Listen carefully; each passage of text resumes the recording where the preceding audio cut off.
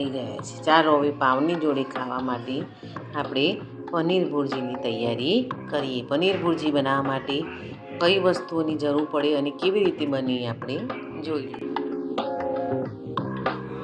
પનીર ભુરજી બનાવવા માટે જોઈશે દહીં, ફ્રેશ ક્રીમ, ટામેટું, વટાણા ના હોય તો તમે કેપ્સિકમનો પણ ઉપયોગ કરી શકો છો, અને બટર અને કસૂરી મેથી.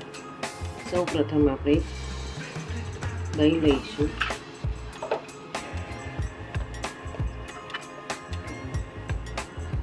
એડ કરીશું મીઠું,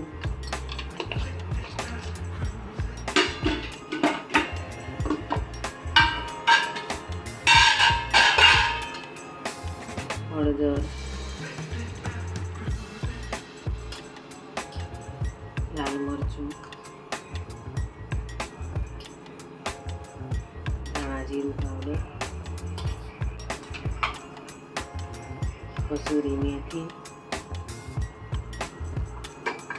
બધું બરાબર હલાવી દઈશું.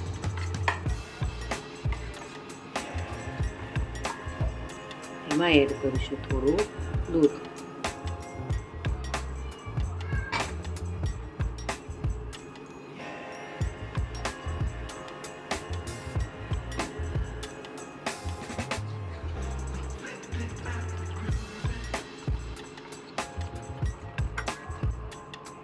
એમાં એડ કરીશું થોડો ચણાનો લોટ.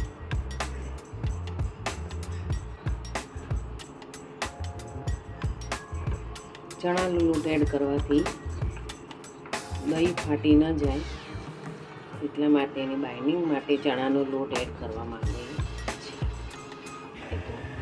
છે. એમાં જે થોડું આપણે દૂધ એડ કરીશું.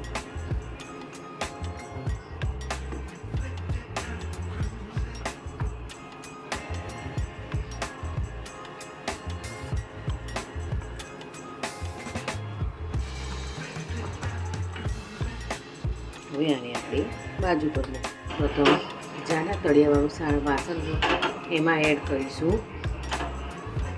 બટર અને થોડું તેલ. જો કોઈને બટરનો એટલો જ ઉપયોગ કરવો હોય તો પણ કરી શકાય છે. તેલ ગરમ થાય એટલે એમાં આપણે એડ કરીશું જીરું, 1 ચમચી જીરું.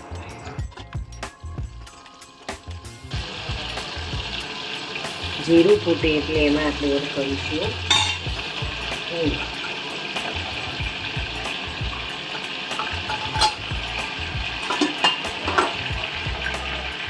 અને હવે જે આપણે ટામેટાં અને જે વટાણા હતા એ એમાં એડ કરી દઈશું.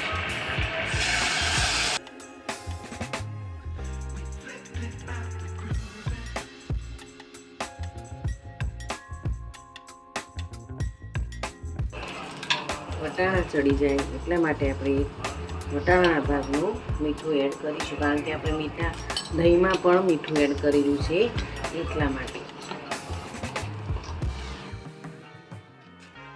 એમ વટાણા જ્યાં સુધી ઓગળી ન જાય ત્યાં સુધી એને હલાવતા રહીશું. જોઈ શકો છો કે આપણા હવે ટામેટાં ઓગળી ગયા છે. હવે આપણે એમાં એડ કરીશું જે દહીંમાં મસાલો કર્યો હતો તે એડ કરીશું.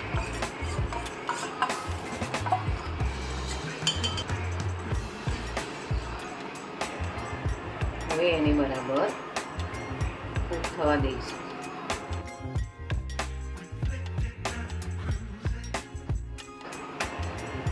એમાં એડ કરીશું 1 ચમચી ક્રીમ. જે દૂધની મલાઈ હોય છે તે.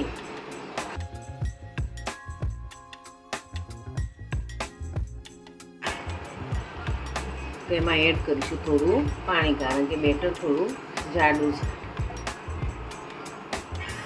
ત્યાં સુધી એમાંથી તેલ છૂટું ન થાય ત્યાં સુધી એને કૂક થવા દઈશું. શકો છો કે શાકમાંથી હવે તો તેલ થોડું છૂટું પડ્યું છે. હવે આપણે એમાં એડ કરીશું પનીર.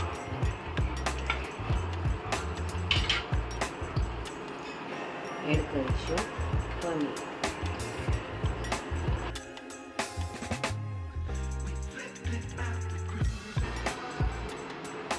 હવે એને થોડી વાર કૂક થવા દઈશું, પછી બંધ કરી દઈશું. આપણું પનીર ભુરજીનું સબ્જી બિલકુલ તૈયાર થઈ ગઈ છે.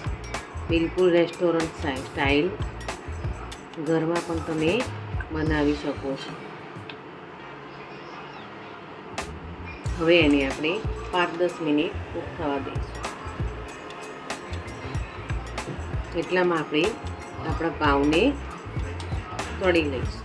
જોઈ શકું છું કે આપણો પનીર ભુરજી અને પાઉં આપણા તૈયાર થઈ ગયા છે. કેવા સરસ અને મજાના તૈયાર થઈ ગયા છે.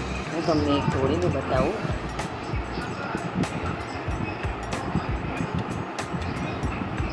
બિલકુલ ઢાબા સ્ટાઇલ આપણી પનીર ભુરજી અને પાઉં સરસ તૈયાર થઈ ગયા છે. મસ્ત અને સુંદર, સ્વાદમાં પણ એટલા સરસ મજાના તૈયાર થઈ ગયા છે. જોઈ